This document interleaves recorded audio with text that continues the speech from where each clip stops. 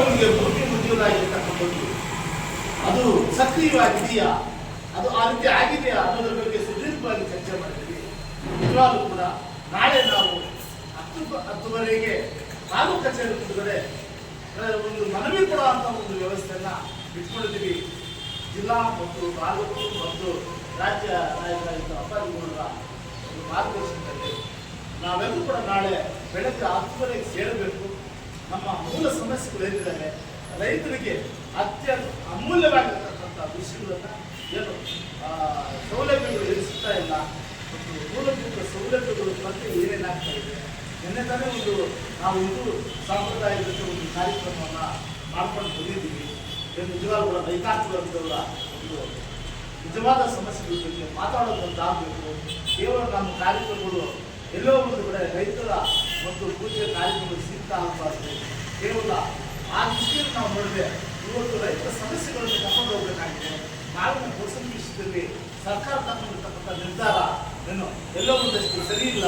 ಅದು ನೇರವಾಗಿ ರೈತಾಪಿ ವರ್ಗಕ್ಕೆ ಸೇರಬೇಕು ಹಣ ಅನ್ನೋದ್ರ ಬಗ್ಗೆ ನಾಳೆ ಒಂದು ಮೆಮೊರಾಂಡಮನ್ನು ರೆಡಿ ಮಾಡಿ ಜಿಲ್ಲೆಯವರು, ತಾಲೂಕಿನವರು, ಎಲ್ಲ ಪದಾಧಿಕಾರಿಗಳು, ನಾನು ತಹಸೀಲ್ದಾರರಿಗೆ ಮಂಡಿಸಲ್ಪಟ್ಟಿದ್ದೇನೆ.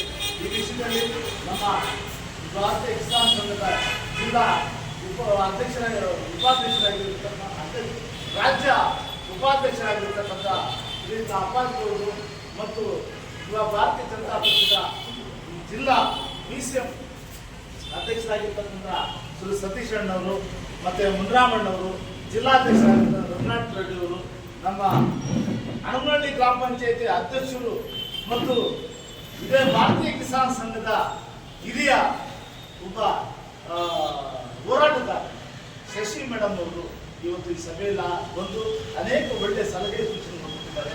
ನಿಜವಾಗಲೂ ನಮ್ಮ ನಾರಾಯಣಗೌಡರು ತಾಲೂಕು ಅಧ್ಯಕ್ಷರು ಮತ್ತು ನಮ್ಮ ಜಿಲ್ಲಾ ಉಪಾಧ್ಯಕ್ಷರಾಗಿರ್ತಕ್ಕಂಥ ಶ್ರೀಯುತ ಹರಳಿ ಸೀನಣ್ಣವರು ಮತ್ತು ನಮ್ಮ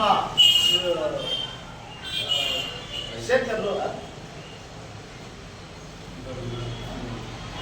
ಇಷ್ಟೆಲ್ಲ ಕೂಡ ರಘಣ್ಣ, ಸತೀಶು ಮತ್ತು ನಮ್ಮ ರೋಹನ್ ರವರು ಮಾಜಿ ಜಿಲ್ಲಾ ಅಧ್ಯಕ್ಷರು ಸುಮಾರು ಸಂಖ್ಯೆ ಮತ್ತೆ ನಮ್ಮ ಉದಯ ಮಿತ್ರರು ತುಂಬಾ ಒಳ್ಳೆಯ ಸಕ್ರಿಯವಾಗಿ ಕೆಲಸ ಮಾಡಿ ಈ ಭಾಗದಲ್ಲಿ ನಾವೆಲ್ಲರೂ ಕೂಡ ಸಂಘಟನೆಗೆ ಪ್ರೋತ್ಸಾಹ ಕೊಡ್ತಕ್ಕಂಥದ್ದು ನಾವೆಲ್ಲರೂ ಸೇರಿದ್ದೀವಿ.